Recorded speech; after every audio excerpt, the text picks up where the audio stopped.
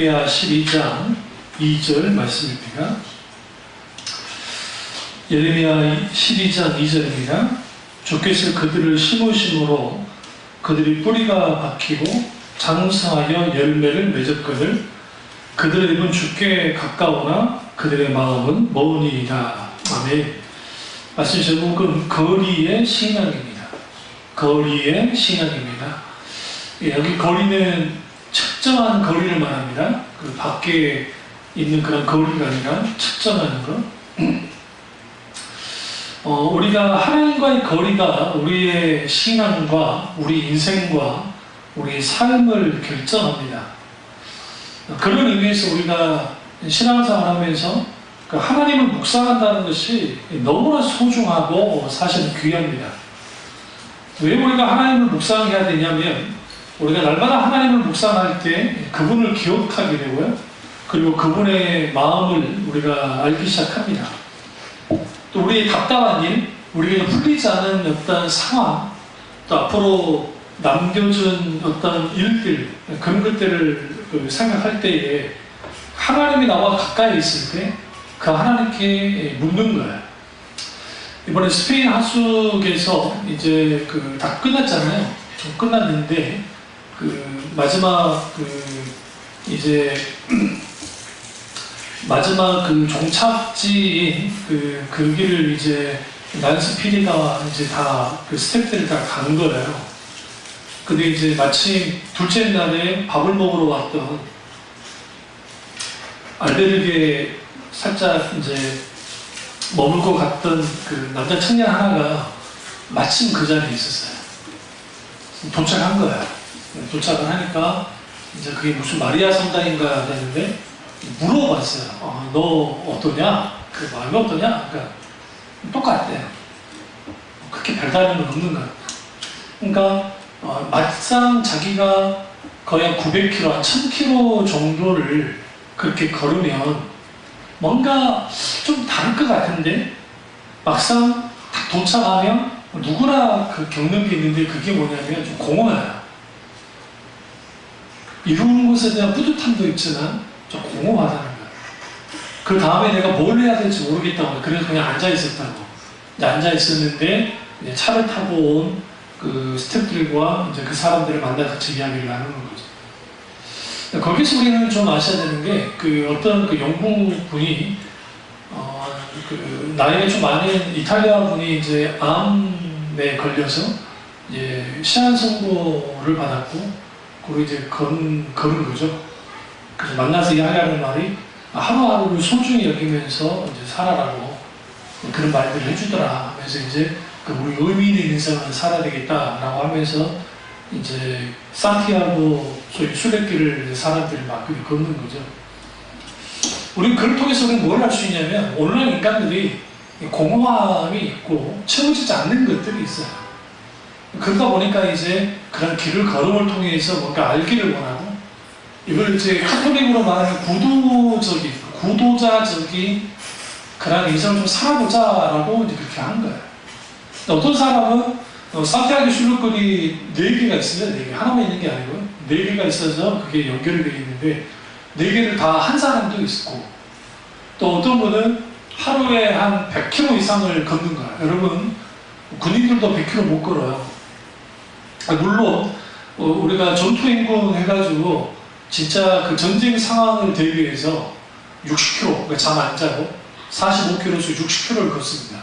완전 무장하고. 그러니까 35km짜리 짐 지고 군장 끼고 총 메고 하다 보면 이제 이게 상상을 초월합니다. 그리고 광주 형 같은 경우에 이제 강원도에서 개천을 건너다가 바람에 중대장이 물에 빠져서 죽고 못 견뎌내요. 그거 건져낼 것 같죠.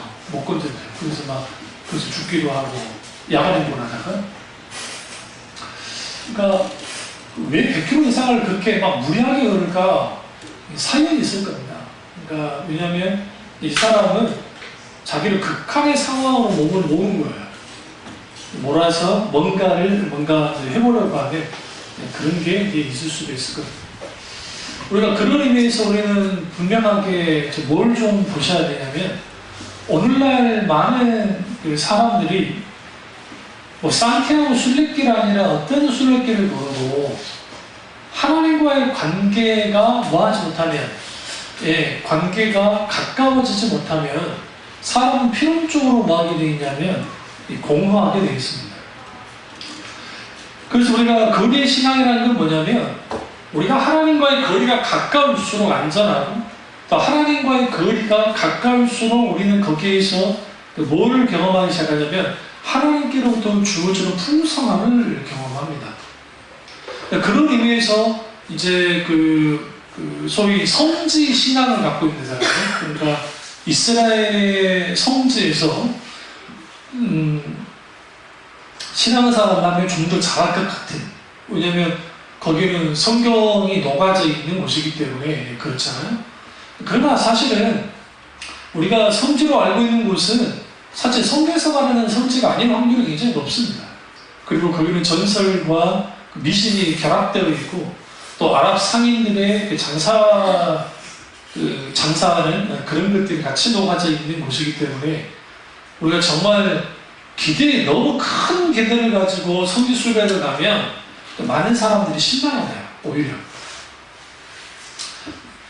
그러니까 성지 순례를 하시려면 공부를 정말 열심히 하고 가셔야 돼요. 그냥 가면 안 돼요. 그러니까 이스라엘 여행은, 그러니까 다른 데에 비해서, 다른 데는 가서 그냥 어디 시장 가서 먹고 간단히 유적지 보고 돌아다니면 상관없는데, 이제 성지는 왜 좀 다르냐면, 성지, 이스라엘이나 그다음 베들레헴, 그러니까 아랍 지역이지만, 그리고 또 뭐 시나이 반도, 기타 등등 그런 데는 내가 영적으로 묵상할 수 있는 그런 정도의 깊은 성경 공부를 하고 가야 됩니다. 그래야 거기 현장에 갔을 때에 이제 이게 어떤 것인지를 좀 알고 거기서 묵상이 가능한 거예요. 내가 그냥 가서 보고 오면 거기는 성지를 그러니까 이스라엘 간 거나 어디 중국을 여행 간 거나 똑같아요. 그래서 가이드가 끼는 거예요. 소위 말하는 가이드. 근데 굳이 가이드를 낄 필요 없어요. 가이드에게 묶여 다니니까 그건 좀 그렇고, 그러면 필요한 게 뭐냐면 이제 책도 책이지만 이제 깊이 공부를 많이 하면서 이제 묵상해야죠. 그러면 이런 분들이 있더라고요. 막 성지 산상에서 이제 우리 너무 잘 아는 요단강 말고 갈릴리 호수라고 하는, 그러니까 갈릴리 바다라고 하는데 이제 페리오를 타고 움직여요.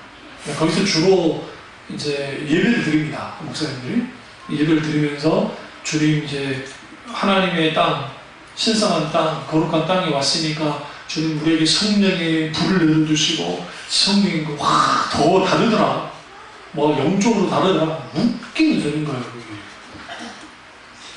왜 그러냐면 하나님은 이스라엘 땅에 더 계시고, 오늘 비록 상가 건물 3층이지만 상도동에 있는 차비조망교회에 찾아오지 않는 분이냐? 그렇지 않습니다. 다만 이제 그런 데는 왜 의미가 있냐면 마음가짐이 다르니까 의미가 있어요. 성지 와서 놀러 온 사람은 없잖아요. 일단 사료만에 꺼지는데 거의.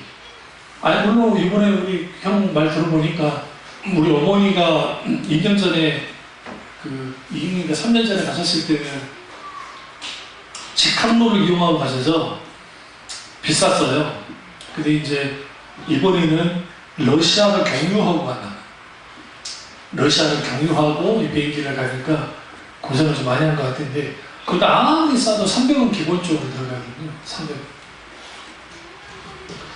그 돈 내고 갔는데 거기서 이상한 짓 안 하죠. 그러면 거기서 막 열심히 줄을 서는 겁니다. 하나님 함께 해주시고 주님 역사해 주시고 막 함께 있죠.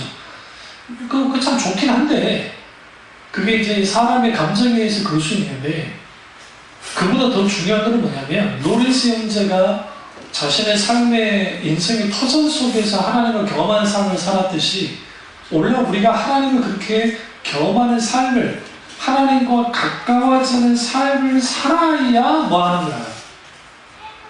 하나님과의 거리가 당연히 가까워집니다. 그래서 성경에 여호와를 가까이 하는 게 너희의 복이라 라고 성경이 말하겠고, 하나님을 가까이 하는 게 복이라고 성경이 말해요. 그리고 주님을 가까이 하라라고 성경은 말합니다.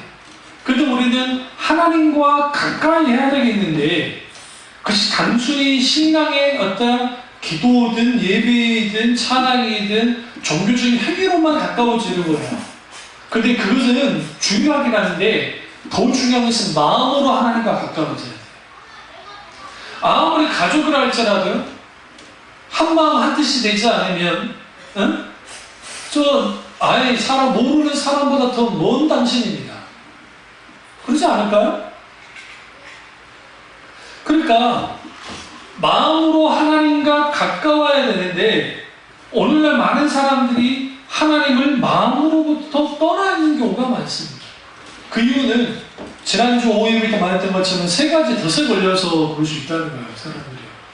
그러니까 그들 속에 있게 되어 있는 염려와 수치함과 방탕함과 그리고 그 생활의 염려라고 하는 그러한 것들로부터 우리의 영혼이 질식을 당하니까 우리의 마음의 여유가 사라지고 마음의 여유가 사라지니까 하나님께로부터 멀어지는 거예요.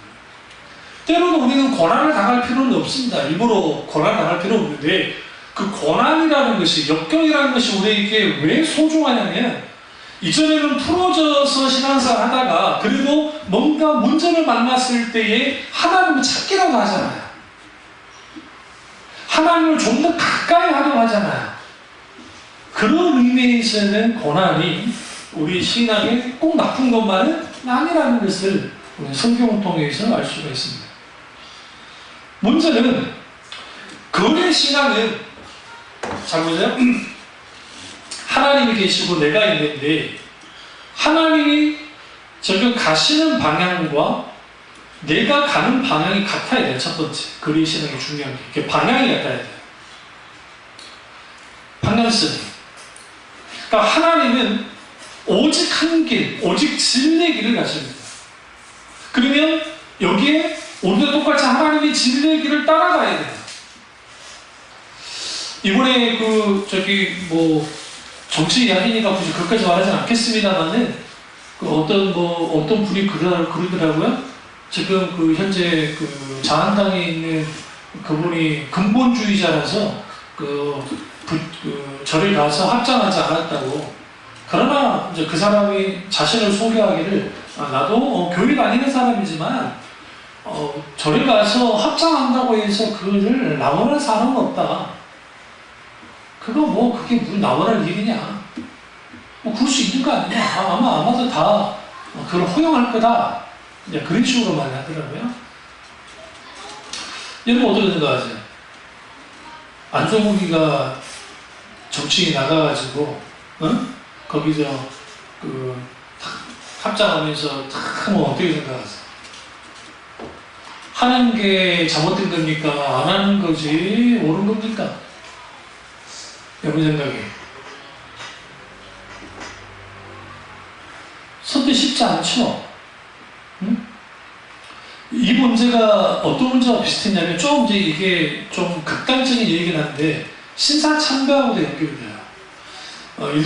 일본 놈들이 신사참배를 강요할 때 이거는 신에게 참배하는 게 아니고 국가에 대한 경례이다 라는 식으로 나왔어요.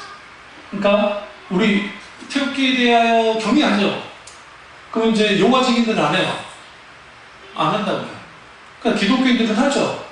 태극기한테 하는 거예요? 안 해요. 그건 예의로서 하는 거잖아요.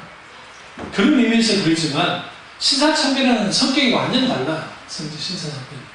근데 우상숭배와 실질적 연결이 되어 있었기 때문에 많고 이번에 있었던 일들은 그런 우상숭배와는 관계가 없습니다. 사실.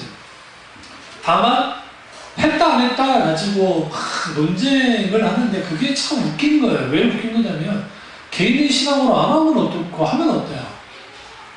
그래서 말을 하기 좋은 사람들이 이제 가지고 장난질들을 하죠. 이거는 그 분의 신앙관이 만약에 내가 하나님을 더 우선하고 성경의 악은 모양이라도 내지 말라 했기 때문에 하지 않겠다 결정했으면 존중해주면 그만이에요. 또 반대로 그러면 거기서 합장을 하고 한스면 그럼 그 사람은 또 무조건 욕을 해야 되는 것인가? 그 사람이 진짜 경배의 대상으로 산 게 아니고 그냥 그 예의를 갖추기 위한 것이었다고 하는데 이건 한번 좀 생각해 봐야 돼요. 이 부분을 이미 사도 바울이 이제 그 소아시아 일대를 복음 전도하면서 이런 문화적인 충돌에 대해서 안 한 게 아니고 말한 겁니다. 그러니까 사도 바울이 딱 가보니까 그 도시마다 우상제물이 가득하고 그들이 전도를 하기 위해서 접근을 했단 말이야. 근데 이제 가자마자 이건 다 그러니까 저기 소위 영적 전투를 한다고 하는 사람들처럼 이런 막 땅밖에 기도식으로 막 사탄아 올라가라 귀신아 올라가라 그렇게 해버렸으면 아마 그냥 입도 뻗고 못하고 사도 바울은 그냥 올라가서 죽었을 거예요. 영적 전쟁은 가장 큰 핵심이 뭐냐면 무엇을 최우선으로 하는가.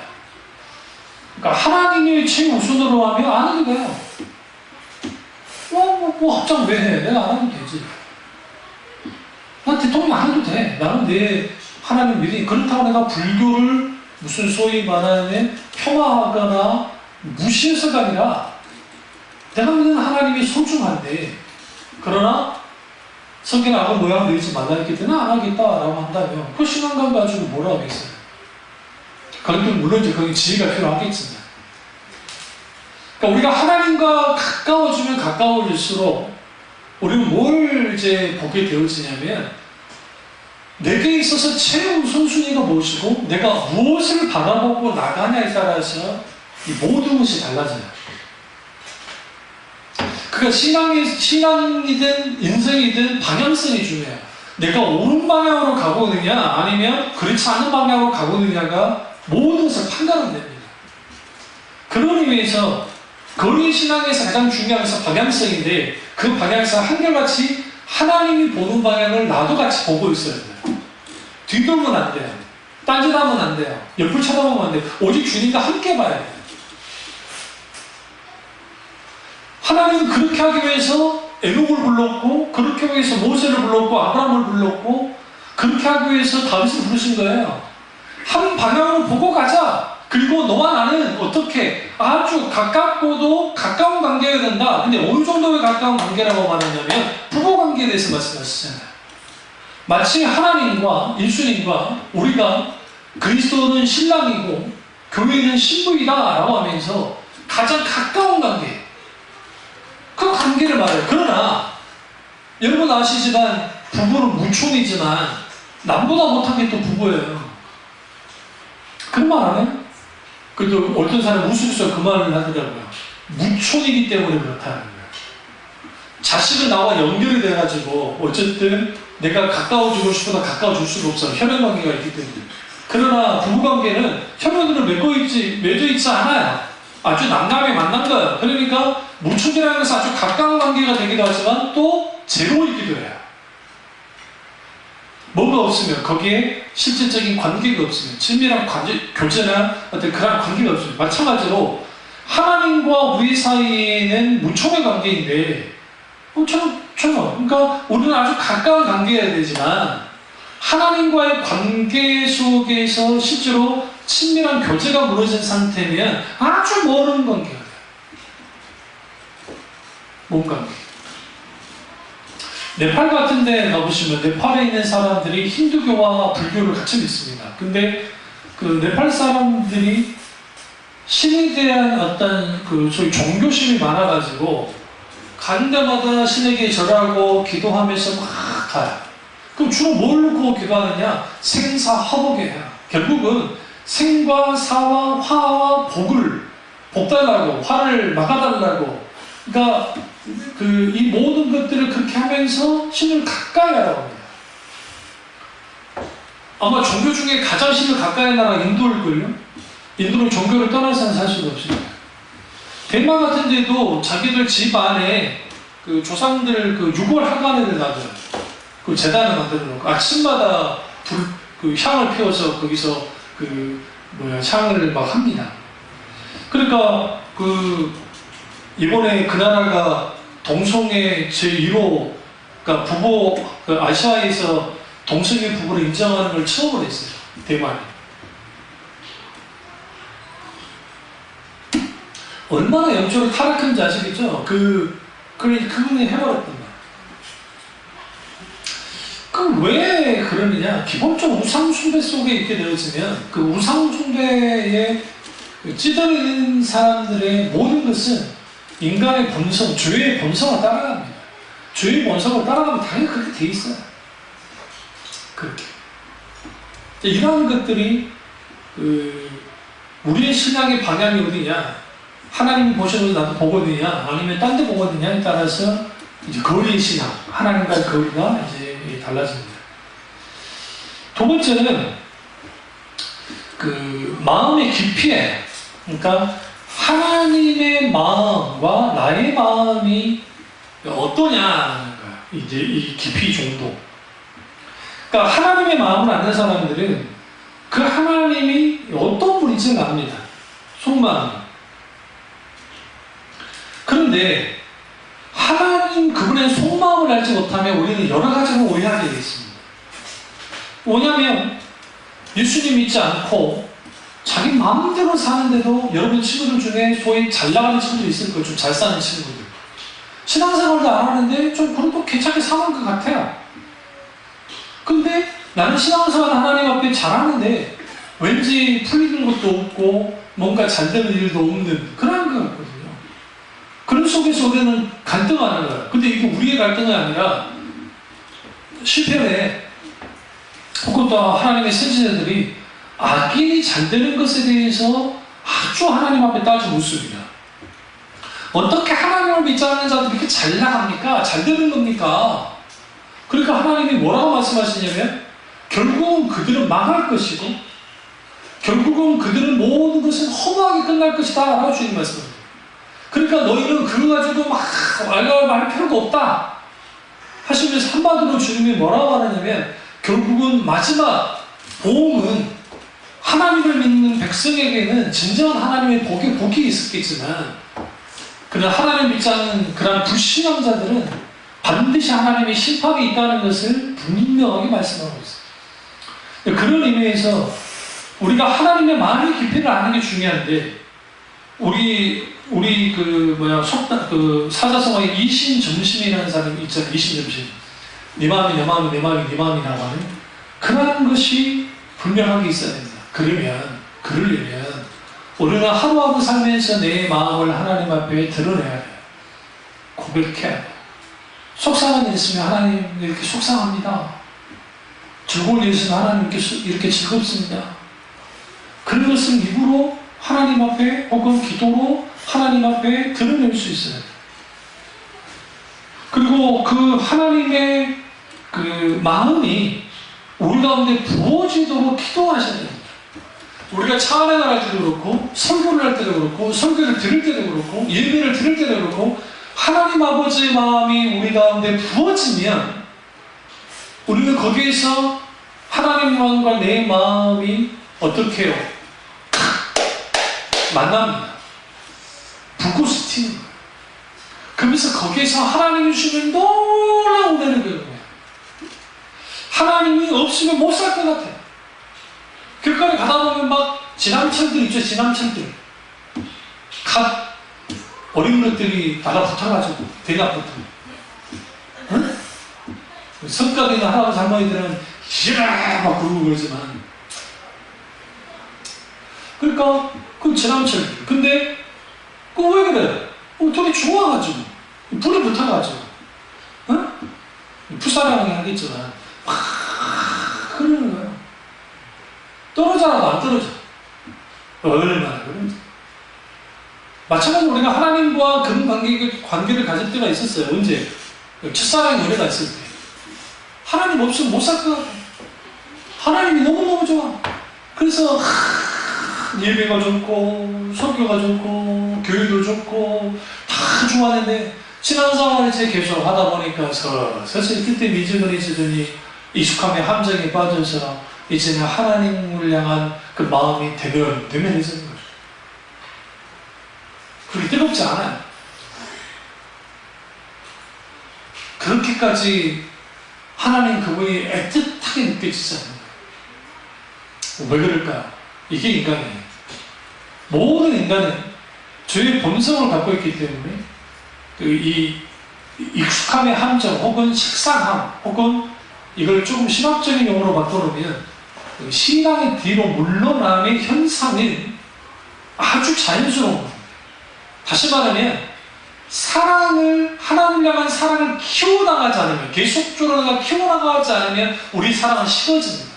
근데 놀랍게도 에리 프롬이라는 사람이 그 유대인인데 그 사람은 크리스찬은 아니에요. 크리스찬은 아닌데 아트 오브 러브라고 하는 책을 썼습니다. 사랑의 기술이라는 책인데 우리는 아트 하면 그냥 예술이라고 생각하는데 그건 아트를 기술이라고 표현했습니다. 여기서 말하는 그 사랑은 남녀 간의 사랑을 말합니다. 근데 남녀 간의 사랑 속에서도 필요한 게 뭐냐면 거기에 그 뭐가 필요하냐 이제 이걸 이렇게 생각해요. 연습이 필요하다는 거예요. 혹은 훈련이 필요하다는 거예요. 아트가 필요하다는 거죠. 연습함이. 우리가 하나님과 사랑 관계 속에서도 연습함이 필요한데 하나님과의 관계의 사랑은 자동적으로 유지되는 게 아니에요. 여러분 애들한테 물어보십시오. 니네 나 사랑하니? 사랑한다고 합니다. 그런데 애들 조금씩 커보세요.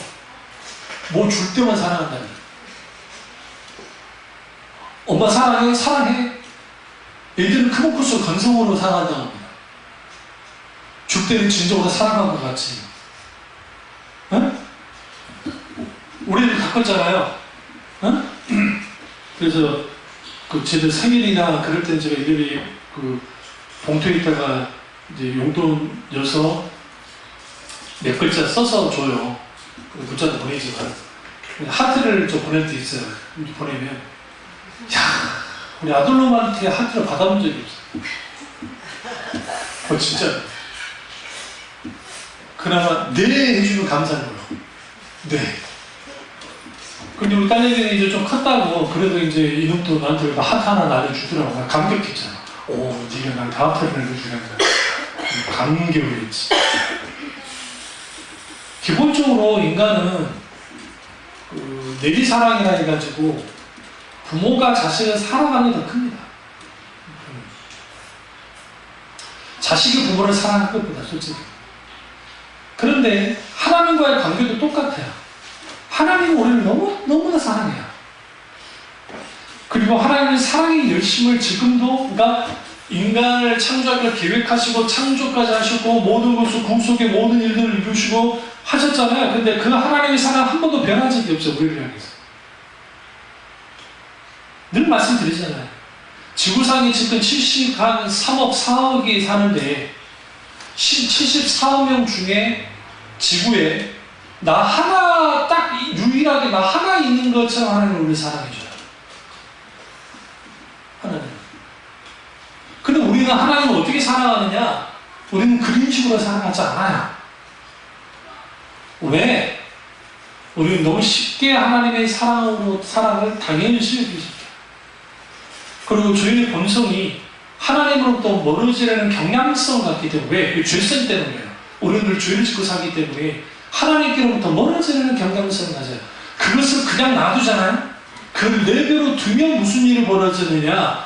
하나님으로부터 거리가 멀어져요. 그때 가장 먼저 있게 되는 게 뭐냐면 하나님의 본심, 하나님의 마음을 몰라요. 안 느껴져요. 우리 찬양 가운데 아버지의 마음 하면서 막 그 찬양 있잖아요. 그러니까 그 하나님의 마음이 안 느껴져요. 본심이 전달되어지지 않아요. 그러면 하나님이 어떻게 느껴지냐면 이제는 기계적으로 느껴져요. 종교적으로 느껴져요. 교리적으로만 느껴져요. 그러니까 하나님은 이런 분이야 라는 정도의 하나님으로만 끝납니다. 오늘 아침에 말씀을 묵상하고 나오다가 출애굽기 말씀을 묵상하고 올라왔는데 그 출애굽기 하나님이 자기 자신을 향해서 계속 나는 이런 하나님이야 나는 저런 하나님이야 라고 하는 말씀이 있었어요. 한번 가보실래요? 출애굽기 뒤쪽인데요. 30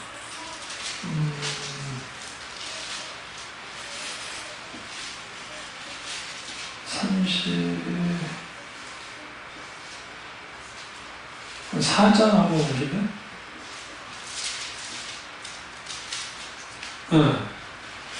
그 4장 6절 보시면 여호와께서 그 앞으로 지나가시며 선포하시되 여호와라 여호와라. 첫째, 자비롭고, 두 번째, 은혜롭고, 세 번째, 노하기를 더디하고, 네 번째, 인자와 진실이 많은 하나님이라. 여러분, 이게 얼마나 서글픈 줄 아세요? 이게 왜 서글프냐면 하나님께서 하나님 자신을 드러내세요. 물론 이것은 모세를 향한 말씀이긴 하지만 이 하나님께서 다시 모세에게 나타났을 때의 상황이 어떤 상황이냐면 이전에 모세가 40일이 지났는데도 내려오지 않는 거예요.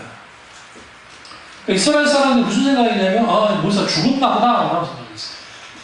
시댁이 죽었다.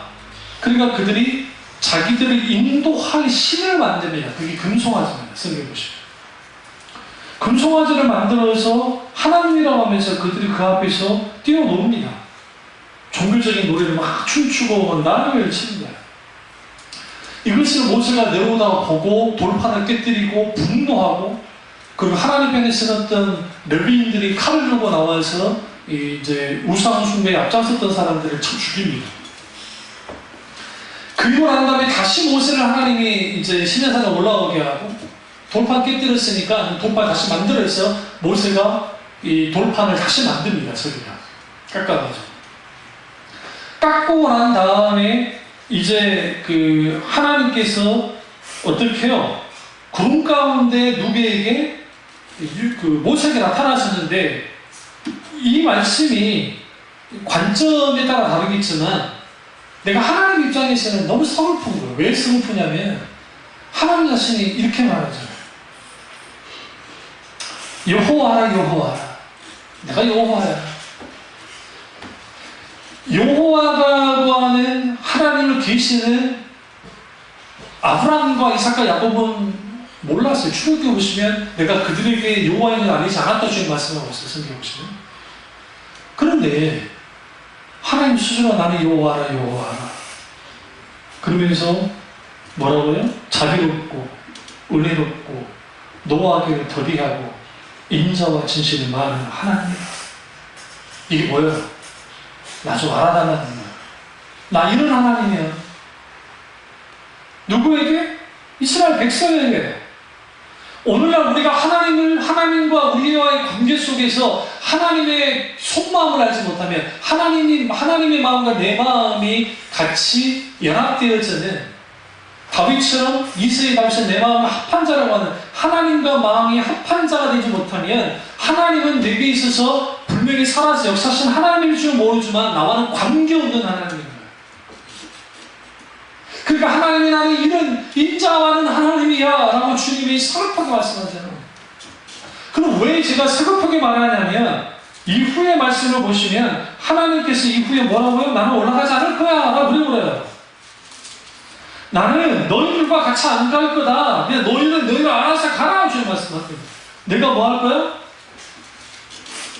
그 전에 이 전에 주님이 이후가요. 그래서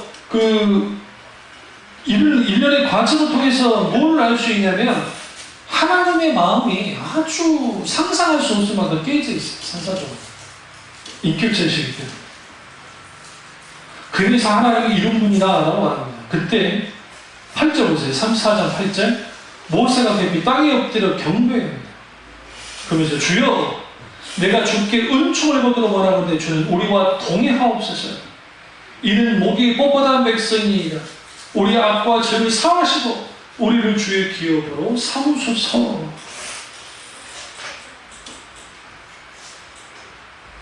모세가 누구의 마음을 알았냐면 아버지 하나님의 상한 마음을, 달걀에 찢어진 마음을 아는 거예요. 하나님이 우리에게 뭐라고 한다? 나에게, 우리에게 여호와라 여호와라. 자비롭고 은혜롭고 노하기를 더디하고 인자와 진실이 많은 하나님이라 라고 주님 우리에게 말씀하세요. 그래서 거룩의 신앙은 하나님과 같은 방향을 봐야 되고, 거룩의 우리의 신앙은 하나님의 속마음, 하나님의 본심, 하나님의 마음을 알아야 우리는 하나님과 가까운 거리 속에서 같이 신앙사람이 되어 있어요. 왜 우리가 하나님과 가까워야 되냐면 하나님과 우리의 마음이 가까워야 그 살아서 역사하는 하나님을 깊이 경험할 수 있어요. 왜 카톨릭이 수많은 성화나 그 건축물을 만들었느냐? 그들에게서 하나님 경험이 없어진 거예요, 영적으로. 그러니까 그것을 물리적으로 눈에 보이는 것을 만드는 것 뿐이에요. 그럴싸하게 건물을 통해서, 그림을 통해서, 성상을 통해서, 어떠한 것을 통해서. 그러나 정작 만나야 될 진리의 말씀 속에서 하나님을 만나지 못하고 있다는 거예요. 이 부분을 존 칼빈 목사님이나 많은 종교개혁자들이 개탄한 거예요. 개탄한 거예요. 도대체 그들이 믿는 하나님이 어디 있냐는 거죠.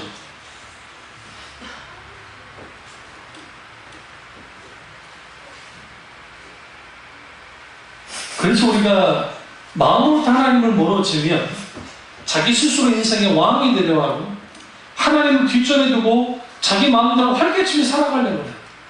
그래서 돈이 왕이 되고 권력이 왕이 되고 명예가 왕이 되는 거예요. 그러니까 하나님으로부터 멀어진 사람들의 공통적인 특징이 뭐냐면 스스로가 왕이 되는 삶을 살아요. 그런데 문제는 왕이 된 줄 알았는데 알고 보니까 사탄의 왕이네. 사탄의 농간에 놀아나면서 인생을 살아요. 얼마나 어리석습니까? 그래서 날마다 마음으로 하나님과 가까워지지 않으면 우리는 어떻게 되느냐? 결국 세상과 가까워져요. 다시 강조합니다. 하나님과 가까워지지 않으면 우리는 세상과 가까워지게 돼 있어요.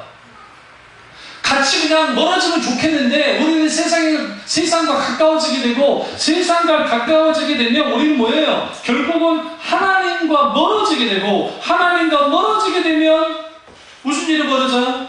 하나님의 장중 혹은 하나님의 유혹, 하나님의 보호로부터 벗어나게 돼요. 사탄이 이걸 노려요. 이것을 노립니다. 세 번째로 그의 신앙인 입술과 마음이 같이 갑니다. 여기서 입술은 말이겠죠. 말은 던지듯하게 하면서 신앙생활은 잘하는 것처럼 하는 사람도 있습니다. 그런데 그 마음이 같이 가야 돼요. 그렇지 못한 사람들이 있어요. 그러니까 저도 그런 사람들 싫어하는데 그냥 말로만 기도해 드릴게요. 응? 말로만 우리나라 그쪽 그런 게 있잖아요. 어디 한번 식사 한번 하죠? 그래서 식사하다는 소리가 아니에요. 그냥 해본 말이요. 그 순진하게 식사하자 싶잖아요. 내가요? 얼마나? 뻘쭘합니다. 뻘쭘. 이게 우리나라 사람과 외국 사람이 좀 달라요. 그러니까 서양은 언제 한번 식사 한번 하자 하면 정말 해야 돼요. 근데 우리나라처럼 비슷한 이탈리아는 조금 더 다른가 봐요. 유럽이긴 한데 거기는 우리가 좀 비슷해요. 사람들이 다혈질적이고 정이 많은 사람들이라 아주 그런 게 있긴 있는가 보던데 진짜 그렇죠. 그럼 우리의 입술과 마음이 같이 가는 이유는 뭐냐면 마태복음 15장 8절에 내 백성이 입술로는 나를 공경하되 마음은 내 백성 모두 다 알아봤습니다. 그러니까 말은 입으로는 하나님을 공경한다 그래요. 그런데 실제로 마음은 그렇지 않는 거예요. 그래서 우리는 하나님과 함께 할 때에 우리는 뭐 해야 되느냐? 내 입술과 내 마음이 함께 가야 돼요. 하나님을 얼마나 귀중히 여기면서 합니까? 하나님의 이름이 귀중해야 되잖아요. 근데 그 마음이 실제로 그 하나님의 마음, 내가 한 마음을 가지고 하나님께 영광을 드린다고 말은 하지만 실제로 그러지 못할 때가 너무 많다는 거예요. 이게 안타까운 거예요. 그러니까 이유를 잘 생각해보세요. 막 찬양할 때 거룩하신 성령이여 예배 드는 데서 아멘 아멘 아멘 탁 예배 듣고 나가면 집에 가가지고 이 새끼 저 새끼 응? 뭐 어쩌고저쩌고 하면서 막 욕을 했어가면서 막 가족 뭐 예를 들어 뭐 집안 뭐 며느리든 뭐 누구든 막 함부로 막 그 사람 완전히 잘못된 사람이에요. 아니 진짜로요. 그러니까 교회에서는 정말 선한 권사님, 선한 목사님, 장로님, 안수진 집사님, 뭐 집사님인데 집에만 가면 폭군인 거야. 생각보다 목사님 중에도 그분들이 있어요. 아주 선하신데 집에 가면 막 폭군처럼 구하는 거예요. 말끝마다 하고 막 하는. 왜 그래요? 입술로만 하나님을 믿는 거야. 그럴 때도. 그러니까 저는 늘 그러지만 소위 그 카톨릭의 그 뭐 거룩한 언어 비슷한 게 있잖아요. 그 톤. 그 그리고리 찬트 톤인데, 네? 마리아여 우리를 위해 기도해 주소서.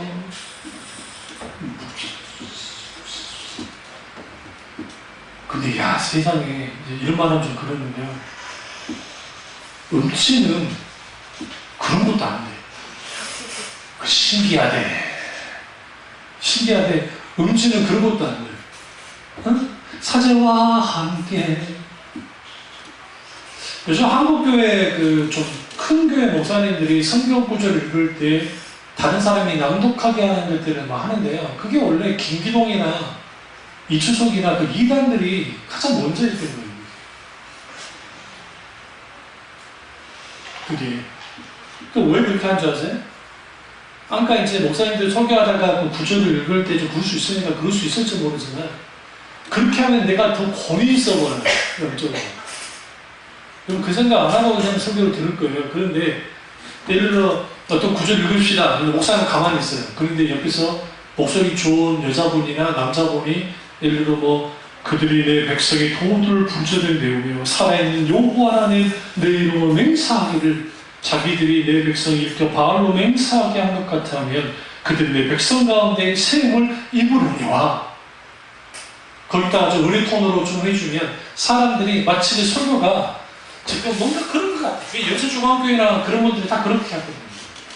그런 영향을 받은 목사들이 그게 하게 하는 거예요. 이게 별거 아닌 것 같은데 이게 있을 수 없어요. 그러니까 교육 신학의 입장에서는. 왜냐하면 물론 현대 교회 속에서 그렇게 목회하시는 것은 그분들의 목회 방식이니까 뭐 그건 잘못됐다고 생각하지는 않아요. 그런데도 불구하고 하나님의 말씀은 결국은 읽을 때에 설교하는 목사는 누구든가 그 말씀 함께 봉독하고 말씀을 같이 읽는 것이 아주 기본인 거예요. 그럼 왜 그렇게 하느냐? 설교 편의를 위해서 그렇다? 그럴 수도 있겠고, 또 하나는 그렇게 함을 통해서 설교자의 권위가 뭐예요? 올라가요.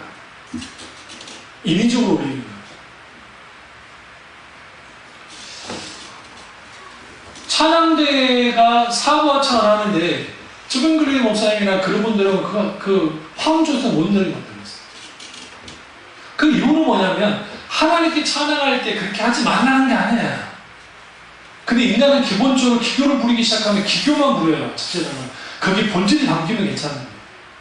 그러니까 제가 많이 설득 놀라는 게 뭐냐면 우리나라 그 CCM 속에서 막 실력 좋은 친구들인데 실력은 엄청나게 좋은데 그게 뭐가 없냐면 자, 그 편 잘 좋아하지 않지만 영성이 없어요. 영성이. 그러니까 노래는 엄청나게 잘 불러요. 근데 거기에 영적인 어떤 하나님의 놀라운 깊은 감동 속에 있는 그런 게 없어요. 내가 알고 목사님이라든지 그 별거 안 되는 그 악기 가지고 할 때 거기에 성령이 강한 기름 부음이 있잖아요. 근데 다 목사님과 마찬가지고. 근데 그런 분들은 많이 다른데 그게 아니고 막 기교만 막 부리고 하다 보면 거기 뭐밖에 안 남냐면 자기의 기교만 남는 거예요. 또 반대로 성경은 공교히 찬양해야 되고 악기를 다뤄야 되는데 그냥 삑사리 내고 음정하고 안 맞아. 그리고 그러면서 나는 영적으로 막 굉장히 막 뜨거운 사람이야. 그래갖고 그렇게 찬양한다? 거기서도 실제로 하나님의 역사 나타나지 않아요. 왜 그러냐면 이미 사람들이 거기서 마음을 닫아버렸거든요. 이 둘 다를 가져가기가 쉽지가 않죠. 그래서 우리가 내 입술로 하나님께 사랑하고 내 마음으로 하나님께 같이 가면 좋겠는데 그게 잘 안 되는 거예요. 히브리서 10장 20절을 보면 우리가 마음에 뿌림을 받아 악한 양심으로부터 벗어나고 몸은 맑은 물로 씻음을 받았으니 참 마음과 온전한 마음으로 하나님께 나아가자라고. 여기서 하나님께 나아가자라고 하는 이 표현이 어떤 말이냐면 그 가까이 끌어당기다라는 의미예요. 다시 말하면 우리를 하나님 가까이로 끌어당기는 거예요. 뭐가요? 참 마음과 온전한 마음이 있을 때, 믿음이 있을 때 하나님께 끌어당겨져요. 우리는 어떻게 하냐면 우리가 하나님을 끌어당기려고 하는데 많은 경우에. 그런데 하나님은 우리가 끌어당겨지지 않아요. 지구가 태양을 끌어당길 수 없듯이 태양이 뭘 끌어당겨요? 지구를 끌어당기듯이 하나님이 우리를 끌어당기는 거지 내가 하나님을 끌어당기지 않는다고요. 그러다 보니까 은사주의자들이나 잘못된 사람들이 자기들 영적으로 막 기도 뭐하냐고 엄청나게 하면 자기가 부르면 하나님 오신다나? 이게 좀 과장된 표현이겠지만 자기가 한마디 하면 하나님께서 막 도와주시고 천군 천사가 날아와서 막 보호해주고 호위해준다나? 웃기는 소리 하지 말아야지.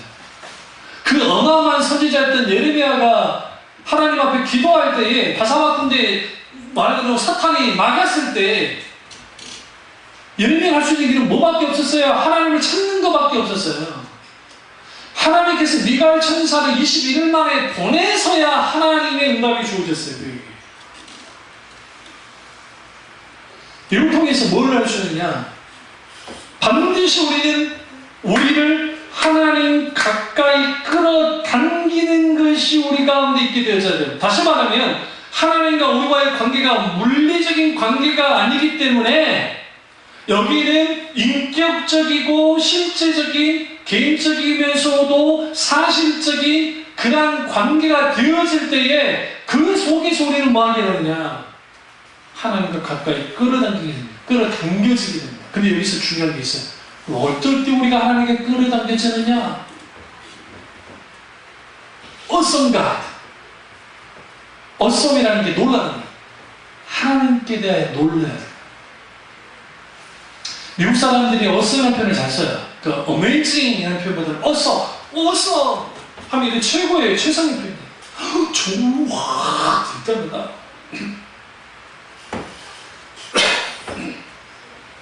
우리가 하나님 그분에서 놀라야 돼.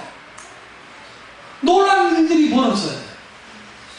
왜 우리가 하나님을 놀라지 않느냐? 하나님을 묵상하지 않기 때문에. 왜 놀라지 않느냐? 하나님을 찾지 않기 때문에. 왜 놀라지 않느냐? 하나님과 친밀한 교제 가운데 있지 못하기 때문에 하나님에 대해서 놀랄 일들이 없는 거예요. 어썸하는 일이 없는 거예요. 그러니까 내가 1년 52주 중에 주일날 예배를 나오지만 늘 만나는 하나님이 똑같아. 다른 게 있다고 한다면 목사님의 원맨쇼, 교회 예배 분위기, 절기, 프로그램 어떤 거. 그러나 사실은 내가 하나님 앞에 나와서 1대1로 그 속에서 놀랍고 정말 은혜로우신 하나님 스스로가 나는 인자가 많고 나는 진실하고 막 그런 하나님인 것처럼 그 살아있으신 하나님을 성령의 놀라운 조명 속에 비추심 속에서 그 하나님을 보게 될 때, 알게 될 때, 만나게 될 때 가까울 수밖에 없어요. 왜? 하나님께 끌어당겨져요.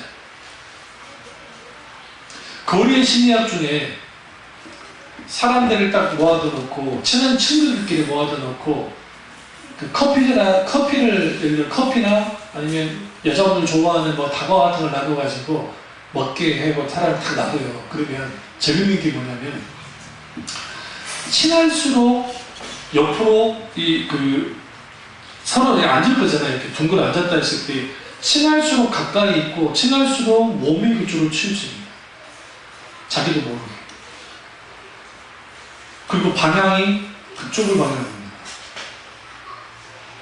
근데 조금 대면대면하잖아요. 그러면 모르는 사이에 뭐 하느냐? 떨어져 있어요. 그러니까 우리는 무의식적으로도 그게 있어요. 엄마하고 아빠 중에 애들하고 누가 더 친하고 가까워요? 대부분이 엄마예요. 일단 엄마가 어릴 때부터 키우고 하기 때문에. 응? 오늘 아침에 어떤 할머니 하나가 손주 녀석이 우니까 동네방네 이제 애를 갈리려고 다니다가 다 깨웠어요. 주신 사람들. 처음에는 고양이가 그러지 않았더만 저하고 이미 깼으니까 상관없는데 뭐 하다가 가시려면 그냥 저기 공원 있거든요. 우리도 위에 올라가면 조금 거기 계시지. 이 양반이 오여 이러면서 하다가 우리 집 앞에서 우리 바로 밑에서 그 좀 밑에 갔다가 또 이 양반이 또 올라와가지고 또 동네를 다 깨우네. 그런데 얘가 좀 이제 그 감기 걸린 여체는 좀 아픈 것 같긴 해요. 근데 이제 그거 이 할머니 착하대. 우리 어머니가 됐으면 치가! 그랬을 텐데 오이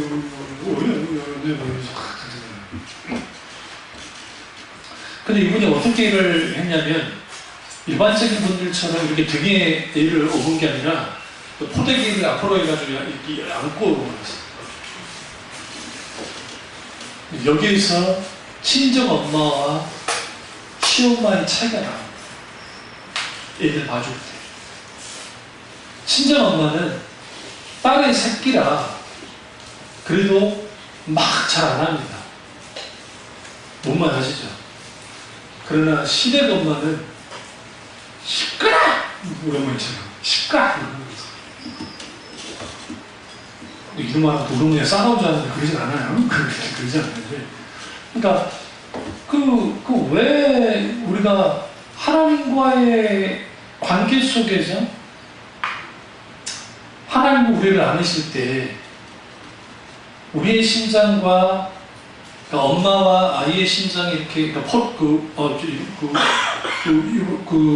외국의 우리나라 그 물건 중에 핫한 물건 중에 하나가 호미하고 포대기.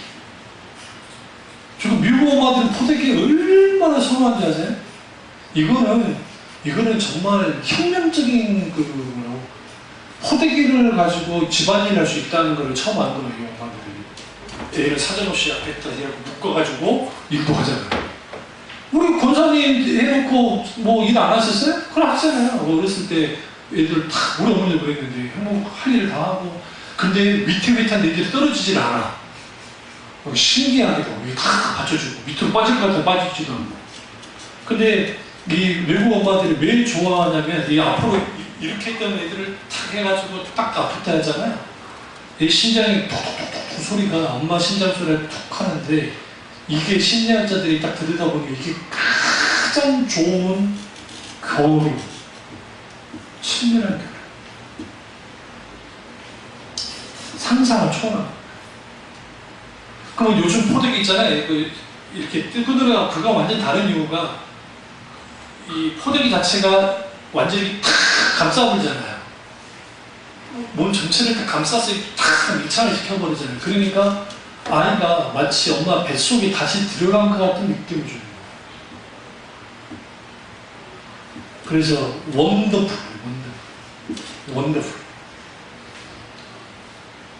그거하고 목베 바지, 그다음에 벗은 신발. 권사님들 신는 거 있죠. 겨울에 추운데 이런 거. 일본 사람들이 없어서 환장한답니다. 그래서 살라고. 그러니까 그런 것들. 우리가 하나님과의 관계 속에서 내 입술로 하나님을 공경하는 마음으로 멀다고 하는 이 말씀이 다른 분도 아니고 예수님 자신이 이 말씀하시면서 얼마나 서글프겠냐고. 우리는 그냥 이걸 성전 입장을 보지 마시고 하나님의 마음 한결같고 우리에게 마음이 한 번도 식어진 적이 없는데 우리는 늘 하나님께 대하여 식어져 버려요. 그래서 뭐가 필요하느냐? 날마다 사랑 연습이 필요하다고요. 하나님께 고백하는 것들이 필요해요. 하나님을 찾아야 돼요. 하나님 사랑합니다. 하나님 함께 해주세요. 필요할 때만 하나님을 찾는 것이 아니라 일상 삶 속에서 하나님을 찾으세요. 그리고 어썸다 그 놀라우신 하나님을 내게 보여달라고 우리는 늘 하나님께 기도해야 돼요. 하나님 내게 나타나 주옵소서. 예레미야 에가서에 아침마다 새롭고 늘 새로우신 성실하신 하나님을 매일매일 만나고 경험해달라고 기도했던 것처럼 우리에게 그런 기도가 매일의 기도가 필요합니다.